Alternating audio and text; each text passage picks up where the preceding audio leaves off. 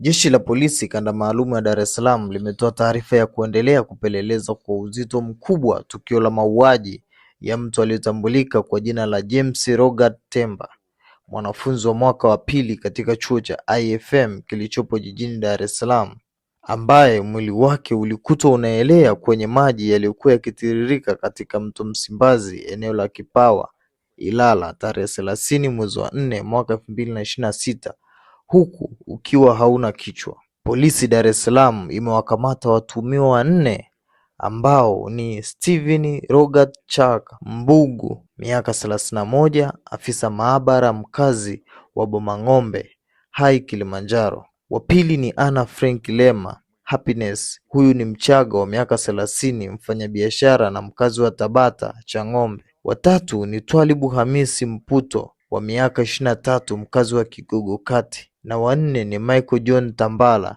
huyu ana miaka 26, mkazi wa Kigogo Kati. Vipo pia baadhi ya vielelezo ambavyo vinachunguzwa kuhusiana na tukio hilo. Wito wa jeshi la polisi wameomba kwamba wananchi wawe watulivu, ila kila alihusika kulingana na ushahidi aweze kuchukuliwa hatua za kisheria. Jeshi la polisi kanda maalum ya Dar es Salaam linaendelea kupeleleza kwa uzito mkubwa tukio la mauaji ya mtu aliyetambulika kwa jina la James Rogers Temba.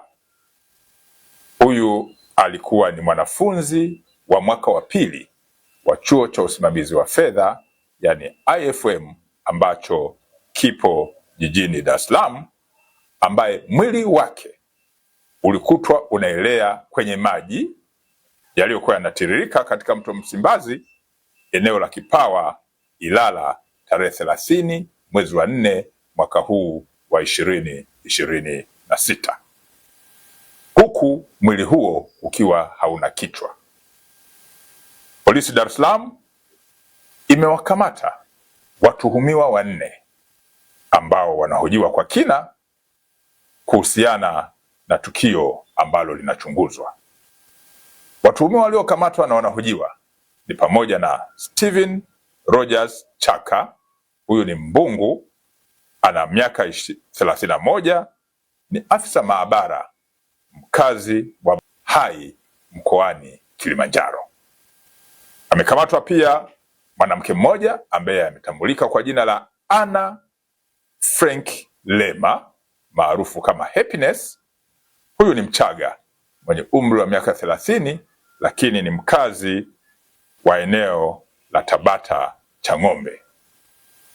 Amekamatwa pia mtu aliyefahamika kwa jina la Twalibu Hamisi maarufu kama Mputo mwenye umri wa miaka 23, mkazi wa Kigogo Kati, Kinondoni, jijini Dar es Salaam.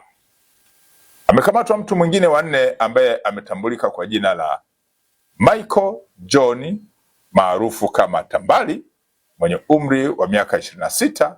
Huyu ni mkazi wa Kigogo Kinondoni, jijini Dar es Salaam.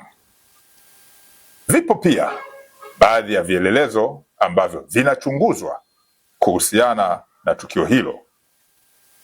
Wito wa jeshi la polisi kanda maalum ya Dar es Salaam kwa wananchi kuwa watulivu, ili kila aliyehusika kulingana na ushahidi ambao unakusanywa na utakusanywa aweze kuchukuliwa hatua za kisheria.